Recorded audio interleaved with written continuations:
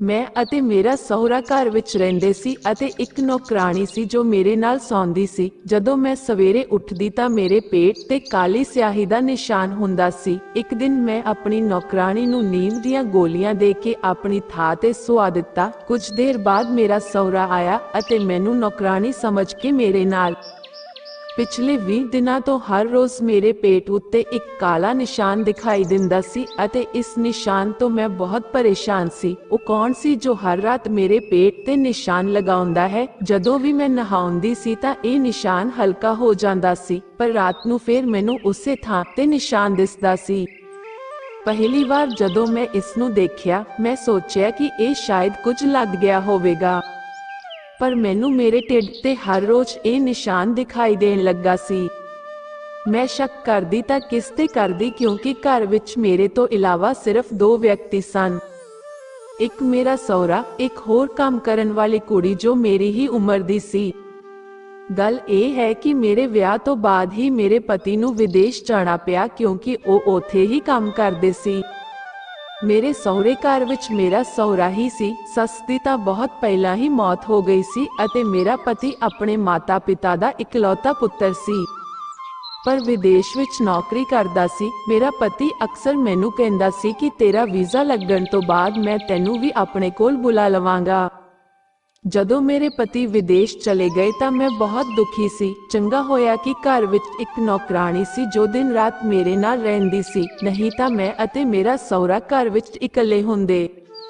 ਲੋਕ ਵੱਖੋ ਵੱਖਰੀਆਂ ਗੱਲਾਂ ਨਾ ਕਰਨ, ਇਸ ਲਈ ਮੇਰੇ ਵਿਆਹ ਤੋਂ ਕੁਝ ਦਿਨ ਪਹਿਲਾਂ ਹੀ ਰਾਮ ਨੇ ਇੱਥੇ ਦਿਨ ਰਾਤ ਲਈ ਇੱਕ ਨੌਕਰਾਣੀ ਰੱਖ ਲਈ ਸੀ। ਘਰ ਦਾ ਸਾਰਾ ਕੰਮ ਉਹ ਹੀ ਕਰਦੀ ਸੀ। ਰਾਤ ਨੂੰ ਮੇਰੇ ਨਾਲ ਸੌਂਦੀ ਸੀ। ਉਹ ਵੀ ਇੱਕ ਜਵਾਨ ਕੁੜੀ ਸੀ। ਪਹਿਲਾਂ ਤਾਂ ਮੇਰੇ ਸਹੁਰੇ ਦਾ ਜ਼ਿਆਦਾਤਰ ਸਮਾਂ ਆਪਣੇ ਕਮਰੇ ਵਿੱਚ ਹੀ ਬੀਤਦਾ ਸੀ ਜਾਂ ਲੰਚ ਵੇਲੇ ਟੀਵੀ ਦੇਖਦੇ ਸੀ। ਮੇਰਾ ਸਹੁਰਾ ਇੱਕ ਵੱਖਰੀ ਕਿਸਮ ਦਾ ਵਿਅਕਤੀ ਸੀ। ਖਾਣਾ ਖਾਣ ਤੋਂ ਪਹਿਲਾਂ 15-15 ਮਿੰਟ ਹੱਥ ਹੀ ਧੋਂਦਾ ਰਹਿੰਦਾ। ਫਿਰ ਵੀ ਉਹ ਸ਼ੱਕ ਕਰਦੇ ਸੀ ਕਿ ਪਤਾ ਨਹੀਂ ਕਿਹੜਾ ਹੱਥ ਚੰਗੀ ਤਰ੍ਹਾਂ ਧੋਤਾ ਹੈ ਅਤੇ ਕਿਹੜਾ ਨਹੀਂ। ਪੂਰੀ ਤਸੱਲੀ ਤੋਂ ਬਾਅਦ ਹੀ ਖਾਣਾ ਖਾਂਦੇ ਸਨ। ਉਹ ਹਰ ਸਮੇਂ ਟੀਵੀ ਦੇਖਦੇ ਰਹਿੰਦੇ ਤੇ ਮੇਰੇ ਨਾਲ ਜ਼ਿਆਦਾ ਗੱਲ ਵੀ ਨਹੀਂ ਕਰਦੇ ਸੀ। ਜਦੋਂ ਵੀ ਕੋਈ ਕੰਮ ਹੁੰਦਾ ਤਾਂ ਉਹ ਆਵਾਜ਼ ਮਾਰ ਲੈਂਦੇ ਸੀ, ਨਹੀਂ ਤਾਂ ਕਦੇ ਮੈਨੂੰ ਬੁਲਾਉਂਦੇ ਵੀ ਨਹੀਂ ਸਨ। ਮੈਂ ਨੌਕਰਾਣੀ ਤੋਂ ਸਾਰਾ ਦਿਨ ਘਰ ਦੇ ਕੰਮ ਕਰਵਾਉਂਦੀ ਸੀ ਤੇ ਉਸ ਨਾਲ ਗੱਲਾਂ ਵੀ ਕਰਦੀ ਸੀ। ਪਹਿਲੇ 2 ਮਹੀਨੇ ਇਸੇ ਤਰ੍ਹਾਂ ਲੰਘ ਗਏ। ਮੇਰੇ ਪਤੀ ਨਾਲ ਵੀ ਮੇਰੀ ਹਰ 2-3 ਦਿਨ ਬਾਅਦ ਗੱਲ ਹੋ ਜਾਂਦੀ ਤੇ ਮੈਂ ਹਰ ਵਾਰ ਉਸ ਨੂੰ ਆਪਣੇ ਵੀਜ਼ਾ ਬਾਰੇ ਪੁੱਛਦੀ ਰਹਿੰਦੀ ਸੀ, ਪਰ ਉਹ ਕਹਿੰਦੇ ਕਿ ਉਹ ਕੋਸ਼ਿਸ਼ ਕਰ ਰਹੇ ਹਨ। ਜਦੋਂ ਵੀ ਮੈਂ ਨੌਕਰਾਣੀ ਨੂੰ ਆਪਣੇ ਸਹੁਰੇ ਦਾ ਕਮਰਾ ਸਾਫ਼ ਕਰਨ ਲਈ ਕਹਿੰਦੀ ਤਾਂ ਉਹ ਨਾ ਕਰ ਦੇਂਦੀ।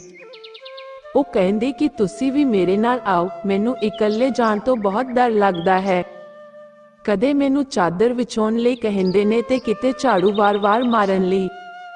ਕਦੇ-ਕਦੇ ਮੈਂ ਉਸ ਦੀਆਂ ਗੱਲਾਂ ਸੁਣ ਕੇ ਹੱਸਣ ਲੱਗ ਪੈਂਦੀ ਤਾਂ ਉਹ ਕਹਿੰਦੀ, ਮੈਨੂੰ ਉਹਨਾਂ ਤੋਂ ਸੱਚਮੁੱਚ ਡਰ ਲੱਗਦਾ ਹੈ, ਉਹ ਚੰਗੇ ਨਹੀਂ ਹਨ। ਕੀ ਤੁਹਾਨੂੰ ਪਤਾ ਹੈ ਕਿ ਕੱਲ ਉਹ ਮੈਨੂੰ ਕਹਿਣ ਲੱਗੇ ਕਿ ਅੱਜ ਬਹੁਤ ਗਰਮੀ ਹੈ, ਮੈਂ ਨਹਾਉਣ ਜਾ ਰਿਹਾ ਹਾਂ, ਜੇ ਤੁਸੀਂ ਚਾਹੋ ਆਪਣਾ ਦੁਪੱਟਾ ਲਾਹ ਕੇ ਕੰਮ ਕਰ ਲਓ। ਮੈਂ ਕਿਹਾ ਕਿ ਤੂੰ ਉਹਨਾਂ ਦੀ ਬੇਟੀ ਸਮਾਨ ਹੈ, ਸ਼ਾਇਦ ਇਸ ਲਈ ਤੈਨੂੰ ਕਿਹਾ ਹੋਵੇ ਕਿ ਤੂੰ ਆਰਾਮ ਨਾਲ ਕੰਮ ਕਰ ਸਕੇ। ਮੈਂ ਬਹੁਤ ਸਾਰੇ ਘਰਾਂ ਵਿੱਚ ਕੰਮ ਕੀਤਾ। ਮੈਂ ਜਾਣਦੀ ਹਾਂ ਕਿ ਲੋਕ ਕਿਸੇ ਤਰ੍ਹਾਂ ਦੇ ਹੁੰਦੇ ਨੇ। ਇਹ ਕਹਿ ਕੇ ਉਹ ਚਲੀ ਗਈ, ਪਰ ਜੋ ਮੇਰੇ ਨਾਲ ਹੋ ਰਿਹਾ ਸੀ ਇਹ ਅਜੀਬ ਸੀ। ਆਖਰ ਉਹ ਕੌਣ ਸੀ ਜੋ ਹਰ ਰਾਤ ਮੇਰੇ ਢਿੱਡ ਤੇ ਕਾਲਾ ਰੰਗ ਲਗਾ ਦਿੰਦਾ ਸੀ ਅਤੇ ਮੈਨੂੰ ਅਹਿਸਾਸ ਵੀ ਨਹੀਂ ਹੁੰਦਾ ਸੀ। ਕੰਮ ਕਰਨ ਵਾਲੀ ਕੁੜੀ ਮੇਰੇ ਕਮਰੇ ਵਿੱਚ ਹੀ ਰਹਿੰਦੀ ਸੀ, ਪਰ 10 ਵਜੇ ਸੋ ਜਾਂਦੀ ਸੀ। ਰਾਤ ਦੇ ਕਰੀਬ 2 ਵੱਜ ਚੁੱਕੇ ਸਨ। ਮੈਂ ਅਜੇ ਵੀ ਜਗੀ ਹੋਈ ਸੀ, ਇਹ ਦੇਖਣ ਨੂੰ ਕਿ ਕੌਣ ਮੇਰੇ ਰੰਗ ਲਗਾ ਕੇ ਜਾਂਦਾ, ਪਰ ਫਿਰ ਪਤਾ ਹੀ ਨਹੀਂ ਲੱਗਾ ਕਦੋਂ ਨੀਂਦ ਆ ਗਈ। ਸਾਰਾ ਦਿਨ ਘਰ ਦੇ ਕੰਮਾਂ ਕਰਕੇ ਥੱਕ ਜਾਂਦੀ ਹਾਂ। ਸਾਰੀ ਰਾਤ ਜਾਗਣਾ ਮੇਰੇ ਲਈ ਬਹੁਤ ਔਖਾ ਸੀ। ਇੱਕ ਦਿਨ ਮੇਰੇ ਹੋਸ਼ ਉੱਡ ਗਏ ਜਦੋਂ ਮੈਂ ਆਪਣੇ ਸਹੁਰੇ ਨੂੰ ਆਪਣੀਆਂ ਉਂਗਲਾਂ ਨਾਲ ਕੋਰੇ ਕਾਗਜ਼ ਤੇ ਉਸ ਰੰਗ ਦੀ ਸਿਆਹੀ ਨਾਲ ਕੁਝ ਲਿਖਦੇ ਦੇਖਿਆ। ਮੈਂ ਤਾਂ ਉਹਨਾਂ ਨੂੰ ਸ਼ਾਮ ਦੀ ਚਾਹ ਦੇਣ ਗਈ ਸੀ। ਪਹਿਲਾਂ ਤਾਂ ਮੈਂ ਡਰ ਗਈ ਅਤੇ ਜਿਵੇਂ ਹੀ ਉਹਨਾਂ ਨੇ ਮੈਨੂੰ ਦੇਖਿਆ ਉਹ ਗੁੱਸੇ ਨਾਲ ਬੋਲੇ, ਤੁਹਾਨੂੰ ਕਿਸੇ ਨੇ ਇਹ ਨਹੀਂ ਸਿਖਾਇਆ ਕਿ ਕਮਰੇ ਵਿੱਚ ਆਉਣ ਤੋਂ ਪਹਿਲਾਂ ਦਰਵਾਜ਼ਾ ਖੜਕਾ ਕੇ ਆਗਿਆ ਲੈਣੀ ਚਾਹੀਦੀ ਹੈ। ਇਸ ਤਰ੍ਹਾਂ ਉਹਨਾਂ ਨੇ ਮੇਰੇ ਨਾਲ ਪਹਿਲੀ ਵਾਰ ਗੱਲ ਕੀਤੀ ਸੀ। ਮੇਰਾ ਰੰਗ ਫਿੱਕਾ ਪੈ ਗਿਆ ਅਤੇ ਮੈਂ ਵਾਪਸ ਆ ਗਈ ਤੇ ਸਿੱਧਾ ਆਪਣੇ ਕਮਰੇ ਵਿੱਚ ਚਲੀ ਗਈ। ਹੁਣ ਮੇਰੇ ਦਿਲ ਦੀ ਧੜਕਣ ਦੀ ਹਾਲਤ ਇਉਂ ਸੀ ਜਿਵੇਂ ਦਿਲ ਸੀਨੇ ਵਿੱਚੋਂ ਬਾਹਰ ਆ ਜਾਵੇ। ਹੁਣ ਮੇਰੇ ਪੇਟ ਦਾ ਨਿਸ਼ਾਨ ਮੇਰੇ ਦਿਮਾਗ ਵਿੱਚ ਘੁੰਮ ਰਿਹਾ ਸੀ ਕਿ ਇਹ ਮੇਰਾ ਸਹੁਰਾ ਸੀ। ਦਿਲ ਮੰਨਣ ਨੂੰ ਤਿਆਰ ਨਹੀਂ ਸੀ। ਇਹ ਮੇਰੇ ਪਿਤਾ ਸਮਾਨ ਹਨ। ਮੈਂ ਇਸ ਤਰ੍ਹਾਂ ਕਿਵੇਂ ਸੋਚ ਸਕਦੀ ਹਾਂ? ਪਰ ਅਸਲੀਅਤ ਇਹ ਸੀ ਕਿ ਜਿਸ ਰੰਗ ਦੀ ਸਿਆਹੀ ਦਾ ਮੇਰੇ ਪੇਟ ਤੇ ਨਿਸ਼ਾਨ ਹੁੰਦਾ ਸੀ, ਮੇਰਾ ਸਹੁਰਾ ਵੀ ਉਸੇ ਰੰਗ ਦੀ ਸਿਆਹੀ ਨਾਲ ਕਾਗਜ਼ ਤੇ ਕੁਝ ਲਾਈਨਾਂ ਬਣਾ ਰਿਹਾ ਸੀ। ਇੱਕ ਦਿਨ ਜਦੋਂ ਮੈਂ ਰਸੋਈ ਵਿੱਚ ਗਈ ਤਾਂ ਮੇਰਾ ਸਹੁਰਾ ਨੌਕਰਾਣੀ ਦੇ ਪਿੱਛੇ ਹੀ ਖੜਾ ਸੀ। ਉਹ ਆਰਾਮ ਨਾਲ ਬਰਤਨ ਧੋ ਰਹੀ ਸੀ ਤੇ ਉਹ ਉਸਦੇ ਬਹੁਤ ਨੇੜੇ ਖੜਾ ਸੀ। ਉਹ ਗੱਲ ਮੈਨੂੰ ਬੜੀ ਅਜੀਬ ਲੱਗੀ। ਭਾਵ ਨੌਕਰਾਣੀ ਉਸਨੂੰ ਠੀਕ ਹੀ ਕਹਿ ਰਹੀ ਸੀ ਕਿ ਮੇਰੇ ਸਹੁਰੇ ਦੀ ਨਜ਼ਰ ਅਤੇ ਨੀਅਤ ਚੰਗੀ ਨਹੀਂ ਹੈ। ਮੈਂ ਰਸੋਈ ਵਿੱਚ ਗਈ ਅਤੇ ਆਪਣੇ ਸਹੁਰੇ ਨੂੰ ਕਿਹਾ ਕਿ ਪਿਤਾ ਜੀ ਤੁਸੀਂ ਇੱਥੇ ਕੀ ਕਰ ਰਹੇ ਹੋ, ਕਿਉਂਕਿ ਮੈਂ ਅੱਜ ਤੋਂ ਪਹਿਲਾਂ ਉਹਨਾਂ ਨੂੰ ਕਦੇ ਰਸੋਈ ਵਿੱਚ ਨਹੀਂ ਦੇਖਿਆ ਸੀ। ਉਹ ਮੇਰੀ ਆਵਾਜ਼ ਤੇ ਥੋੜਾ ਜਿਹਾ ਘਬਰਾ ਗਏ। ਮੈਨੂੰ ਰਸੋਈ ਵਿੱਚ ਦੇਖ ਕੇ ਉਹ ਬਹਾਨੇ ਬਣਾਉਣ ਲੱਗੇ। ਇਸ ਦੌਰਾਨ ਮੇਰੇ ਬੁਲਾਉਣ ਤੇ ਨੌਕਰਾਣੀ ਨੇ ਵੀ ਬਰਤਨ ਧੋਣੇ ਬੰਦ ਕਰ ਦਿੱਤੇ ਅਤੇ ਮੇਰੇ ਵੱਲ ਦੇਖਣ ਲੱਗ ਪਈ। ਉਹ ਵੀ ਸ਼ਾਇਦ ਮੇਰੇ ਸਹੁਰੇ ਦੀ ਉੱਥੇ ਮੌਜੂਦਗੀ ਤੋਂ ਅਣਜਾਣ ਸੀ। ਜਦੋਂ ਮੈਂ ਆਪਣੇ ਸਹੁਰੇ ਤੋਂ ਰਸੋਈ ਵਿੱਚ ਆਉਣ ਦਾ ਕਾਰਨ ਪੁੱਛਿਆ ਤਾਂ ਉਹ ਕਹਿਣ ਲੱਗੇ ਕਿ ਮੈਂ ਇਸ ਨੌਕਰਾਣੀ ਦੀ ਛੁੱਟੀ ਕਰ ਦੇਵਾਂਗਾ ਕਿਉਂਕਿ ਇਹ ਝਾੜੂ ਲਗਾ ਕੇ ਬਿਨਾਂ ਹੱਥ ਧੋਤੇ ਬਰਤਨ ਧੋ ਲੱਗ ਗਈ। ਉਹ ਪਰੇਸ਼ਾਨ ਹੋ ਗਈ ਤੇ ਕਹਿਣ ਲੱਗੀ, ਬਾਬੂ ਜੀ ਤੁਸੀਂ ਝੂਠ ਕਿਉਂ ਬੋਲ ਰਹੇ ਹੋ? ਮੈਂ ਪਹਿਲਾਂ ਆਪਣੇ ਹੱਥ ਧੋਤੇ ਨੇ, ਉਸ ਤੋਂ ਬਾਅਦ ਹੀ ਰਸੋਈ ਦੇ ਭਾਂਡਿਆਂ ਨੂੰ ਧੋਣ ਲੱਗੀ ਹਾਂ।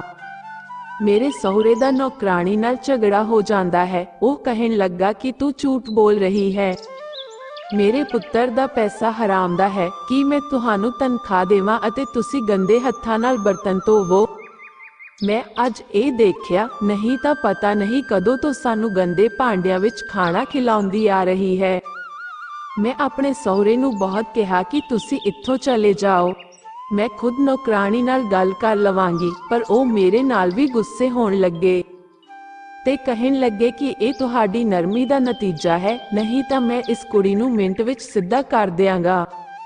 ਮੇਰਾ ਪੁੱਤ ਪਤਾ ਨਹੀਂ ਕਿਵੇਂ ਵਿਦੇਸ਼ ਵਿੱਚ ਗੁਜ਼ਾਰਾ ਕਰਕੇ ਮੈਨੂੰ ਪੈਸੇ ਭੇਜਦਾ ਹੈ ਅਤੇ ਇਹ ਕੁੜੀ ਮੈਨੂੰ ਗੰਦੇ ਭਾਂਡਿਆਂ ਵਿੱਚ ਰੋਟੀ ਦਿੰਦੀ ਹੈ। ਅੱਜ ਤੋਂ ਬਾਅਦ ਤੁਸੀਂ ਮੈਨੂੰ ਮੇਰੇ ਭਾਂਡਿਆਂ ਵਿੱਚ ਰੋਟੀ ਪਾ ਕੇ ਦਿਓਗੇ। ਉਹ ਇਹ ਕਹਿ ਕੇ ਬਾਹਰ ਚਲੇ ਗਏ। ਕੁੜੀ ਰੋਣ ਲੱਗ ਪਈ, ਕਹਿਣ ਲੱਗੀ ਕਿ ਮੈਂ ਇੱਥੇ ਕੰਮ ਨਹੀਂ ਕਰਨਾ ਚਾਹੁੰਦੀ। ਜੇ ਉਹ ਪੈਸੇ ਲੈਂਦੀ ਹੈ ਤਾਂ ਕੰਮ ਕਰਨ ਦੇ ਲੈਂਦੀ ਹੈ, ਨਾ ਕਿ ਗੱਲਾਂ ਸੁਣਨ ਦੇ।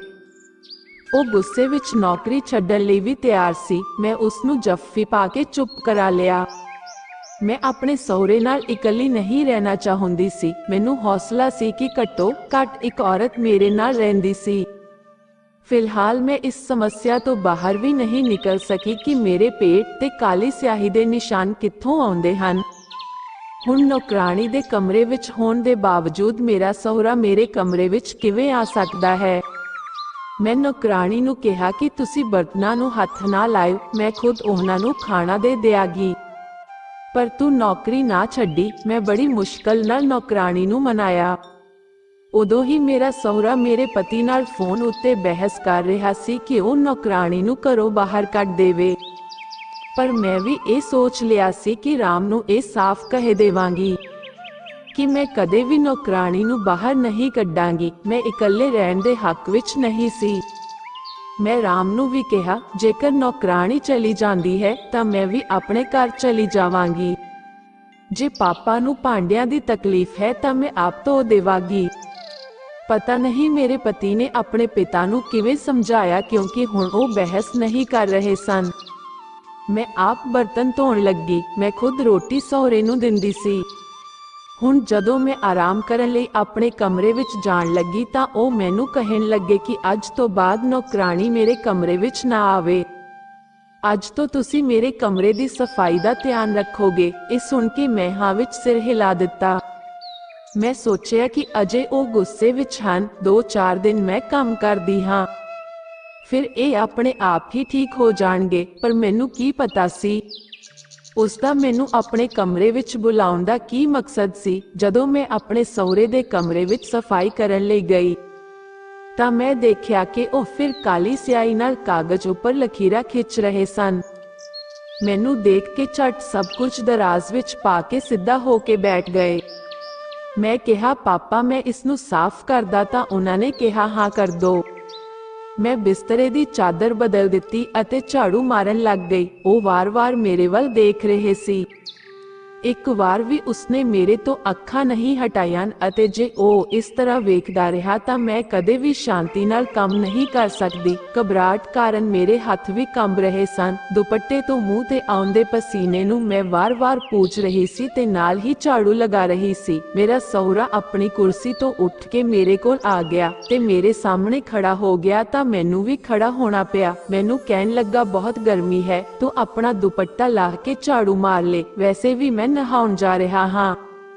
ਕਮਰੇ ਵਿੱਚ ਕੋਈ ਨਹੀਂ ਹੈ। ਉਹ ਇਸ ਤਰ੍ਹਾਂ ਨਰਮੀ ਨਾਲ ਗੱਲ ਕਰ ਰਿਹਾ ਸੀ। ਮੈਂ ਹੈਰਾਨ ਸੀ ਕਿ ਉਹ ਹਮੇਸ਼ਾ ਉੱਚੀ ਆਵਾਜ਼ ਵਿੱਚ ਗੱਲ ਕਰਦਾ ਸੀ। ਮੈਨੂੰ ਨੌਕਰਾਣੀ ਦੀ ਗੱਲ ਯਾਦ ਆ ਗਈ। ਮੈਂ ਕਿਹਾ, ਨਹੀਂ, ਮੈਨੂੰ ਆਪਣਾ ਦੁਪੱਟਾ ਲੈ ਕੇ ਹੀ ਕੰਮ ਕਰਨ ਦੀ ਆਦਤ ਹੈ। ਜਦੋਂ ਮੈਂ ਇਹ ਕਹਿ ਰਿਹਾ ਸੀ ਤਾਂ ਉਸਨੇ ਆਪਣੀ ਜੇਬ ਵਿੱਚੋਂ ਰੁਮਾਲ ਕੱਢਿਆ ਅਤੇ ਮੇਰੇ ਚਿਹਰੇ ਦਾ ਪਸੀਨਾ ਪੂੰਝਣ ਲੱਗਾ। ਮੈਂ ਪਿੱਛੇ ਹਟ ਗਈ ਤੇ ਉਹ ਵੀ ਡਰ ਗਿਆ। ਉਹ ਵਾਸ਼ਰੂਮ ਵਿੱਚ ਨਹਾਉਣ ਚਲੇ ਗਏ। ਮੇਰੇ ਦਿਲ ਦੀ ਹਾਲਤ ਅਜਿਹੀ ਸੀ ਕਿ ਧੜਕਣਾ ਹੀ ਭੁੱਲ ਗਿਆ। ਮੈਨੂੰ ਮੇਰੇ ਸਹੁਰੇ ਦੇ ਚਰਿੱਤਰ ਤੇ ਸ਼ੱਕ ਹੋਣ ਲੱਗਾ। ਮੈਂ ਕਾਹਲੀ ਨਾਲ ਉਸਦੇ ਕਮਰੇ ਦੀ ਸਫਾਈ ਕਰਦੀ ਹੋਈ ਬਾਹਰ ਚਲੀ ਗਈ। ਸਾਰਾ ਦਿਨ ਮੈਂ ਪਰੇਸ਼ਾਨ ਰਹੀ। ਜਦੋਂ ਰਾਤ ਨੂੰ ਮੈਂ ਆਪਣੇ ਕਮਰੇ ਵਿੱਚ ਗਈ ਤਾਂ ਮੇਰੀ ਨੌਕਰਾਣੀ ਜ਼ਮੀਨ ਤੇ ਚਾਦਰ ਵਿਛਾ ਰਹੀ ਸੀ। ਮੈਂ ਕਿਹਾ, ਰੀਨਾ, ਹੁਣੇ ਇੱਥੇ ਆ ਅਤੇ ਮੇਰੀ ਗੱਲ ਸੁਣ। ਮੈਂ ਸੋਚਿਆ ਕਿ ਮੈਨੂੰ ਸਾਰੀ ਗੱਲ ਨੌਕਰਾਣੀ ਨੂੰ ਨਹੀਂ ਦੱਸਣੀ ਚਾਹੀਦੀ। ਆਪਣਾ ਬਿਸਤਰਾ ਛੱਡ ਕੇ ਉਹ ਮੇਰੇ ਕੋਲ ਆ ਕੇ ਬੈਠ ਗਈ। ਮੈਂ ਉਸਨੂੰ ਕਿਹਾ ਕਿ ਤੁਸੀਂ ਮੇਰੇ ਸਹੁਰੇ ਬਾਰੇ ਜੋ ਵੀ ਕਹਿੰਦੇ ਹੋ ਮੈਨੂੰ ਉਹ ਠੀਕ ਲੱਗਦਾ ਹੈ। ਫਿਰ ਮੈਂ ਉਸਨੂੰ ਇਹ ਵੀ ਦੱਸਿਆ ਕਿ ਹਰ ਰੋਜ਼ ਮੇਰੇ ਪੇਟ ਉੱਤੇ ਕਾਲੀ ਸਿਆਹੀ ਦਾ ਨਿਸ਼ਾਨ ਹੁੰਦਾ ਹੈ। ਇਹ ਸੁਣ ਕੇ ਉਹ ਹੈਰਾਨੀ ਨਾਲ ਮੇਰੇ ਵੱਲ ਦੇਖਣ ਲੱਗੀ ਤੇ ਕਹਿਣ ਲੱਗੀ, ਮੈਨੂੰ ਤੁਹਾਡੇ ਸਹੁਰੇ ਤੇ ਪਹਿਲਾਂ ਹੀ ਸ਼ੱਕ ਹੈ। ਮੈਨੂੰ ਲੱਗਦਾ ਹੈ ਕਿ ਉਹ ਤੁਹਾਡੇ ਨਾਲ ਕੁਝ ਗਲਤ ਵੀ ਕਰਦੇ ਹਨ। ਸਾਡੇ ਪਿੰਡ ਵਿੱਚ ਵੀ ਇੱਕ ਸਹੁਰੇ ਨੇ ਗਲਤ ਕੰਮ ਕਰਕੇ ਆਪਣੀ ਬਹੂ ਨਾਲ ਵਿਆਹ ਕਰਵਾ ਲਿਆ ਸੀ। ਉਸਦਾ ਪਤੀ ਵੀ ਬਾਹਰ ਰਹਿੰਦਾ ਸੀ। ਨੌਕਰਾਣੀ ਦੀ ਗੱਲ ਸੁਣ ਕੇ ਮੈਂ ਡਰ ਗਈ। ਪਹਿਲਾਂ ਬਾਬੂ ਜੀ ਮੇਰੇ ਵੱਲ ਦੇਖਦੇ ਰਹਿੰਦੇ ਸੀ ਤੇ ਹੁਣ ਜਦੋਂ ਵੀ ਮੈਂ ਉਸ ਵੱਲ ਦੇਖਦੀ ਹਾਂ ਉਹ ਤੁਹਾਡੇ ਵੱਲ ਹੀ ਦੇਖਦੇ ਰਹਿੰਦੇ ਹਨ। ਮੈਨੂੰ ਵੀ ਨੌਕਰੀ ਤੋਂ ਹਟਾਉਣ ਦੀ ਤਿਆਰੀ ਵਿੱਚ ਨੇ, ਇਸੇ ਲਈ ਉਹ ਬਿਨਾਂ ਕਿਸੇ ਕਾਰਨ ਮੇਰੇ ਕੰਮ ਵਿੱਚ ਨੁਕਸ ਲੱਭਦੇ ਰਹਿੰਦੇ ਹਨ। ਇਹ ਸਭ ਸੁਣ ਕੇ ਮੇਰਾ ਦਿਲ ਘਬਰਾਉਣ ਲੱਗਾ। ਮੈਂ ਆਪਣੇ ਕਮਰੇ ਨੂੰ ਤਾਲਾ ਲਗਾ ਕੇ ਸੌਣ ਲੱਗੀ ਸੀ। ਮੇਰੇ ਢਿੱਡ ਤੇ ਕੋਈ ਨਿਸ਼ਾਨ ਵੀ ਨਹੀਂ ਸੀ। ਹੁਣ ਮੈਨੂੰ ਵਿਸ਼ਵਾਸ ਹੋਣ ਲੱਗਾ ਸੀ ਕਿ ਮੇਰਾ ਸਹੁਰਾ ਰਾਤ ਨੂੰ ਮੇਰੇ ਕਮਰੇ ਵਿੱਚ ਜ਼ਰੂਰ ਆਉਂਦਾ ਹੈ। ਹੋ ਸਕਦਾ ਹੈ ਕਿ ਕੋਈ ਗਲਤ ਕੰਮ ਵੀ ਕਰਦਾ ਹੋਵੇ। ਜਦੋਂ ਤੋਂ ਮੈਂ ਕਮਰਾ ਬੰਦ ਕਰਨ ਲੱਗੀ ਸੀ ਮੇਰਾ ਸਹੁਰਾ ਮੇਰੇ ਵੱਲ ਘੂਰ ਕੇ ਦੇਖਣ ਲੱਗਾ, ਪਰ ਮੈਨੂੰ ਪਰਵਾਹ ਨਹੀਂ ਸੀ। ਕੁਝ ਦਿਨਾਂ ਬਾਅਦ ਮੇਰੇ ਸਹੁਰੇ ਨੇ ਮੈਨੂੰ ਝਿੜਕਣਾ ਸ਼ੁਰੂ ਕਰ ਦਿੱਤਾ। ਕਹਿਣ ਲੱਗਾ ਕਿ ਤੁਸੀਂ ਆਪਣੇ ਕਮਰੇ ਦਾ ਦਰਵਾਜ਼ਾ ਕਿਉਂ ਬੰਦ ਕਰਕੇ ਰੱਖਦੇ ਹੋ? ਮੇਰਾ ਪੁੱਤਰ ਤੈਨੂੰ ਵੀ ਮੇਰੀ ਜ਼ਿੰਮੇਵਾਰੀ ਤੇ ਛੱਡ ਕੇ ਗਿਆ ਹੈ। ਮੈਨੂੰ ਇਸ ਨੌਕਰਾਣੀ ਤੇ ਬਿਲਕੁਲ ਭਰੋਸਾ ਨਹੀਂ ਹੈ, ਇਸ ਲਈ ਮੈਂ ਖੁਦ ਆ ਕੇ ਬਾਰ-ਬਾਰ ਕਮਰੇ ਵਿੱਚ ਝਾਤੀ ਮਾਰਦਾ ਹਾਂ ਤਾਂ ਜੋ ਉਹ ਕੁਝ ਚੋਰੀ ਕਰਕੇ ਭੱਜ ਨਾ ਜਾਵੇ। ਮੈਨੂੰ ਆਪਣੇ ਸਹੁਰੇ ਦੀਆਂ ਗੱਲਾਂ ਤੇ ਯਕੀਨ ਨਹੀਂ ਸੀ। ਮੈਂ ਰਾਤ ਨੂੰ ਈਸ਼ਾਨ ਨੂੰ ਕਿਹਾ ਕਿ ਜਲਦੀ ਤੋਂ ਜਲਦੀ ਮੇਰੇ ਵੀਜ਼ੇ ਦਾ ਇੰਤਜ਼ਾਮ ਕਰੋ, ਮੈਂ ਤੁਹਾਡੇ ਕੋਲ ਆਉਣਾ ਹੈ। ਰਾਮ ਨੇ ਮੈਨੂੰ ਦੱਸਿਆ, ਪਿਤਾ ਜੀ ਨੇ ਮੈਨੂੰ ਤੁਹਾਡਾ ਵੀਜ਼ਾ ਅਪਲਾਈ ਕਰਨ ਤੋਂ ਸਖਤ ਮਨਾ ਕੀਤਾ ਹੈ। ਉਹ ਕਹਿ ਰਹੇ ਹਨ ਕਿ ਮੈਂ ਆਪਣੀ ਨੂੰਹ ਨੂੰ ਬਾਹਰ ਨਹੀਂ ਭੇਜਾਂਗਾ। ਇਹ ਸੁਣ ਕੇ ਮੈਂ ਰੋਣ ਲੱਗ ਪਈ। ਮੈਂ ਕਿਹਾ, ਮੈਂ ਇੱਥੇ ਨਹੀਂ ਰਹਿਣਾ ਚਾਹੁੰਦੀ। ਜਾਂ ਤਾਂ ਤੁਸੀਂ ਵਾਪਸ ਆਓ ਜਾਂ ਮੈਨੂੰ ਆਪਣੇ ਕੋਲ ਬੁਲਾਓ। ਉਸਨੇ ਕਹਿਣਾ ਸ਼ੁਰੂ ਕਰ ਦਿੱਤਾ ਕਿ ਇਹ ਸਿਰਫ 1 ਸਾਲ ਦੀ ਗੱਲ ਹੈ। ਮੈਂ ਵਾਪਸ ਆਵਾਂਗਾ, 1 ਸਾਲ ਲਈ ਰੁਕੋ। ਮੈਂ ਇਸ ਗੱਲ ਨਾਲ ਸਹਿਮਤ ਨਹੀਂ ਸੀ, ਪਰ ਰਾਮ ਨੇ ਆਪਣੀਆਂ ਮਜਬੂਰੀਆਂ ਦੱਸਣੀਆਂ ਸ਼ੁਰੂ ਕਰ ਦਿੱਤੀਆਂ। 1 ਸਾਲ ਬਾਅਦ ਪੈਸਾ ਮਿਲਣ ਵਾਲਾ ਹੈ, ਹੁਣ ਆਏ ਤਾਂ ਨੁਕਸਾਨ ਹੋਵੇਗਾ। ਮੈਂ ਸਾਹ ਵੀ ਨਹੀਂ ਲੈ ਸਕਦੀ ਸੀ। ਹੁਣ ਉਹ ਮੇਰੇ ਤੋਂ ਆਪਣੇ ਸਾਰੇ ਕੰਮ ਕਰਵਾਉਣ ਲੱਗ ਪਏ ਸਨ। ਸਿਰਫ ਮੈਨੂੰ ਹੀ ਪਤਾ ਸੀ ਕਿ ਮੈਂ ਕਿਸ ਸਥਿਤੀ ਵਿੱਚੋਂ ਲੰਘ ਰਹੀ ਸੀ। ਹੁਣ ਉਹ ਮੈਨੂੰ ਹਰ ਗੱਲ ਤੇ ਬੁਲਾਉਣ ਲੱਗ ਪਏ ਸਨ। ਦੁਪਹਿਰੇ ਆਪਣੇ ਕਮਰੇ ਵਿੱਚ ਆਰਾਮ ਕਰਨ ਜਾਂਦੀ ਤਾਂ ਹੰਗਾਮਾ ਹੋ ਜਾਂਦਾ ਸੀ। ਤੁਹਾਨੂੰ ਮੇਰੀ ਪਰਵਾਹ ਨਹੀਂ ਹੈ। ਮੈਨੂੰ ਰੋਟੀ ਦੇ ਕੇ ਤੁਸੀਂ ਸਮਝਦੇ ਹੋ ਕਿ ਤੁਹਾਡੀ ਜ਼ਿੰਮੇਵਾਰੀ ਪੂਰੀ ਹੋ ਗਈ ਹੈ। ਮੈਂ ਰਾਮ ਕੋਲ ਤੇਰੀ ਸ਼ਿਕਾਇਤ ਕਰਾਂਗਾ। ਮੈਂ ਉਸ ਦੀ ਹਰ ਰੋਜ਼ ਦੀ ਲੜਾਈ ਤੋਂ ਤੰਗ ਆ ਗਈ ਸੀ। ਮੈਂ ਕਿਹਾ ਤੁਸੀਂ ਹੀ ਦੱਸੋ ਮੇਰੇ ਨਾਲ ਕੀ ਕੰਮ ਹੈ। ਮੈਂ ਤੁਹਾਡੇ ਕਮਰੇ ਦੀ ਸਫਾਈ ਖੁਦ ਕਰਨੀ ਸ਼ੁਰੂ ਕਰ ਦਿੱਤੀ ਹੈ। ਤੁਹਾਡੇ ਸਾਰੇ ਕੰਮ ਆਪ ਕਰਦੀ ਹਾਂ। ਮੈਂ ਸਮੇਂ ਸਿਰ ਤੁਹਾਨੂੰ ਰੋਟੀ ਦਿੰਦੀ ਹਾਂ। ਇਸ ਤੋਂ ਇਲਾਵਾ ਹੋਰ ਕਿਹੜੀ ਜ਼ਿੰਮੇਵਾਰੀ ਹੈ? ਉਹ ਕਹਿਣ ਲੱਗਾ ਕਿ ਤੁਸੀਂ ਮੇਰੇ ਕੋਲ ਬੈਠ ਕੇ ਗੱਲ ਨਹੀਂ ਕਰਦੇ। ਤੁਸੀਂ ਮੈਨੂੰ ਸਮਾਂ ਵੀ ਨਹੀਂ ਦਿੰਦੇ। ਇਹ ਮੇਰੇ ਲਈ ਹੈਰਾਨ ਕਰਨ ਵਾਲੀ ਗੱਲ ਸੀ। ਕੀ ਗੱਲਾਂ ਕਰਾਂ ਉਹਨਾਂ ਕੋਲ ਬੈਠ ਕੇ ਮੈਂ? ਉਹਨਾਂ ਨੂੰ ਆਪ ਹੀ ਸੋਚਣਾ ਚਾਹੀਦਾ ਸੀ। ਨਾ ਹੀ ਉਹਨਾਂ ਦਾ ਕੋਈ ਦੋਸਤ ਸੀ ਜਿਸ ਦੇ ਨਾਲ ਉਹ ਘਰੋਂ ਬਾਹਰ ਜਾਂਦੇ। ਕੋਈ ਵੀ ਦੋਸਤ ਉਹਨਾਂ ਦੇ ਕੋਲ ਘਰ ਵੀ ਨਹੀਂ ਆਉਂਦਾ ਸੀ। ਮੈਂ ਉਹਨਾਂ ਨੂੰ ਸਾਫ਼ ਇਨਕਾਰ ਕਰ ਦਿੱਤਾ ਤੇ ਕਿਹਾ ਮੇਰੀ ਸ਼ਿਕਾਇਤ ਤੁਸੀਂ ਰਾਮ ਨੂੰ ਲਗਾ ਦਿਓ, ਪਰ ਮੈਂ ਤੁਹਾਡੇ ਨਾਲ ਬੈਠ ਕੇ ਗੱਲ ਨਹੀਂ ਕਰ ਸਕਦੀ। ਨੂੰਹ ਹੋਣ ਦੇ ਨਾਤੇ ਮੈਂ ਜੋ ਕਰ ਸਕਦੀ ਹਾਂ ਕਰ ਰਹੀ ਹਾਂ। ਇਹੀ ਠੀਕ ਹੋਵੇਗਾ ਕਿ ਤੁਸੀਂ ਮੇਰੇ ਤੋਂ ਹੋਰ ਉਮੀਦ ਨਾ ਕਰੋ। ਮੇਰੀ ਗੱਲ ਸੁਣ ਕੇ ਉਹਨਾਂ ਨੂੰ ਬਹੁਤ ਗੁੱਸਾ ਆਇਆ, ਪਰ ਮੈਨੂੰ ਕੁਝ ਨਾ ਕਿਹਾ। ਵਾਪਸ ਆਪਣੇ ਕਮਰੇ ਵਿੱਚ ਚਲੇ ਗਏ। ਨੌਕਰਾਣੀ ਵੀ ਉੱਥੇ ਖੜੀ ਸਭ ਕੁਝ ਸੁਣ ਰਹੀ ਸੀ। ਉਹ ਕਹਿਣ ਲੱਗੀ, ਤੁਸੀਂ ਬਿਲਕੁਲ ਠੀਕ ਕੀਤਾ। ਤੁਸੀਂ ਕੋਈ ਬਾਬੂ ਜੀ ਦੀ ਘਰਵਾਲੀ ਹੋ ਜੋ ਘੰਟਿਆਂ ਬੱਧੀ ਉਹਨਾਂ ਨਾਲ ਗੱਲਾਂ ਕਰਦੇ ਰਹੋ। ਮੈਨੂੰ ਨੌਕਰਾਣੀ ਦੀ ਗੱਲ ਸਹੀ ਲੱਗੀ। ਮੇਰਾ ਭਲਾ ਚਾਹੁੰਦੀ ਸੀ ਉਹ।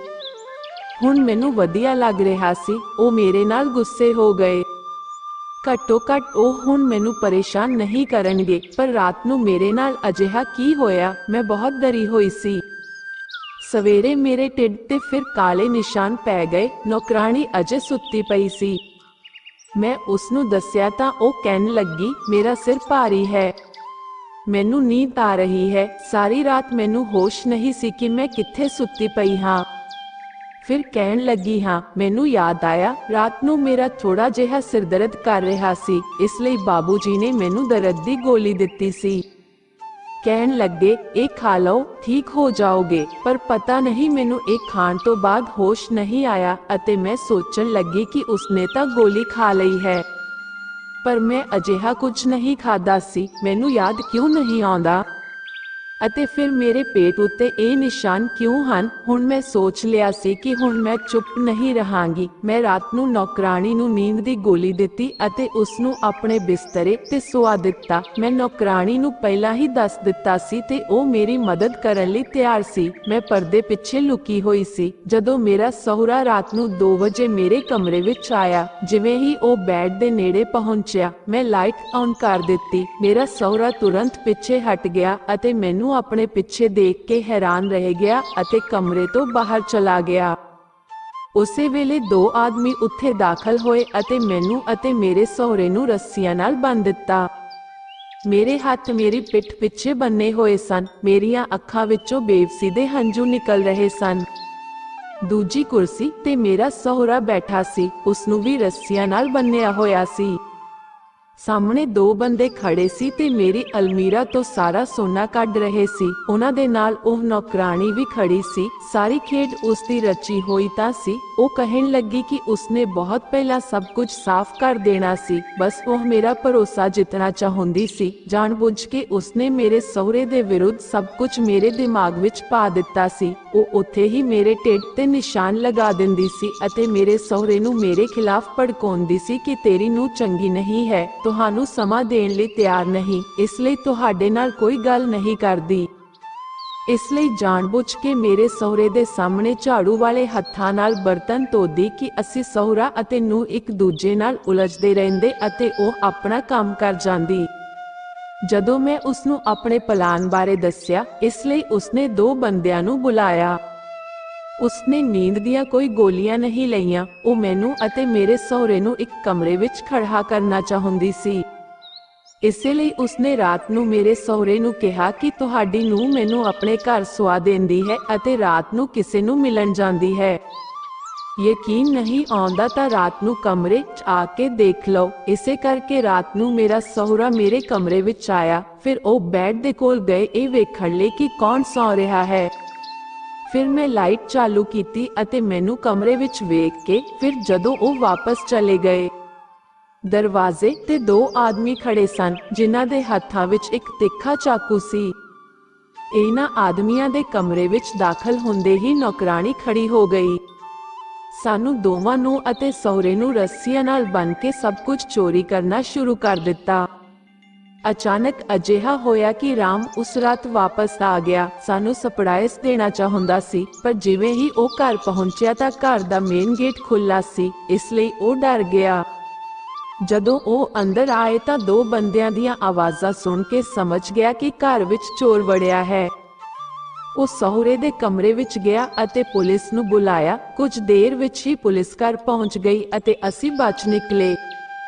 ਹੁਣ ਮੇਰੇ ਸਹੁਰੇ ਨੇ ਰਾਮ ਨੂੰ ਕਿਸੇ ਹੋਰ ਸ਼ਹਿਰ ਜਾਣ ਤੋਂ ਸਖਤ ਮਨਾ ਕਰ ਦਿੱਤਾ ਸੀ ਤੇ ਘਰ ਅਸੀਂ ਆਪ ਹੀ ਗੁਜ਼ਾਰਾ ਕਰ ਲਵਾਂਗੇ, ਪਰ ਦਿਨ ਰਾਤ ਲਈ ਆਪਣੇ ਘਰ ਕੋਈ ਨੌਕਰ ਨਹੀਂ ਰੱਖਾਂਗੇ। ਉਹ ਘਰ ਦਾ ਸਾਰਾ ਭੇਦ ਜਾਣ ਲੈਂਦੇ ਹਨ ਤੇ ਜਦੋਂ ਮੌਕਾ ਮਿਲਦਾ ਹੈ ਤਾਂ ਆਪਣਾ ਕੰਮ ਕਰ ਦਿੰਦੇ ਹਨ। ਮੇਰੇ ਵਿਆਹ ਨੂੰ 5 ਸਾਲ ਹੋ ਗਏ ਹਨ। ਅੱਜ ਮੇਰੇ 2 ਬੱਚੇ ਵੀ ਹਨ। ਹੁਣ ਮੈਂ ਆਪਣੇ ਘਰ ਦੇ ਸਾਰੇ ਕੰਮ ਆਪ ਹੀ ਕਰਦੀ ਹਾਂ। ਰਾਮ ਮੈਨੂੰ ਨੌਕਰ ਲਈ ਕਹਿ ਵੀ ਦਿੰਦੇ ਹਨ, ਪਰ ਮੈਂ ਮਨਾ ਕਰ ਦਿੰਦੀ ਹਾਂ। ਸਾਰੇ ਨੌਕਰ ਗਲਤ ਨਹੀਂ ਹੁੰਦੇ, ਪਰ ਆਪਾਂ ਸਭ ਤੇ ਭਰੋਸਾ ਵੀ ਨਹੀਂ ਕਰ ਸਕਦੇ। ਦੋਸਤੋ, ਕਿਵੇਂ ਲੱਗੀ ਤੁਹਾਨੂੰ ਅੱਜ ਦੀ ਕਹਾਣੀ? ਸਾਨੂੰ ਆਪਣੀ ਰਾਏ ਜ਼ਰੂਰ ਦੇਣਾ। ਚੈਨਲ ਨੂੰ ਸਬਸਕ੍ਰਾਈਬ ਨਹੀਂ ਕੀਤਾ ਤਾਂ ਸਬਸਕ੍ਰਾਈਬ ਕਰ ਲੈਣਾ, ਕਿਉਂਕਿ ਅਸੀਂ ਤੁਹਾਡੇ ਲਈ ਇਸ ਤਰ੍ਹਾਂ ਦੀਆਂ ਕਹਾਣੀਆਂ ਲੈ ਕੇ ਆਉਂਦੇ ਰਹਿੰਦੇ ਹਾਂ। ਧੰਨਵਾਦ।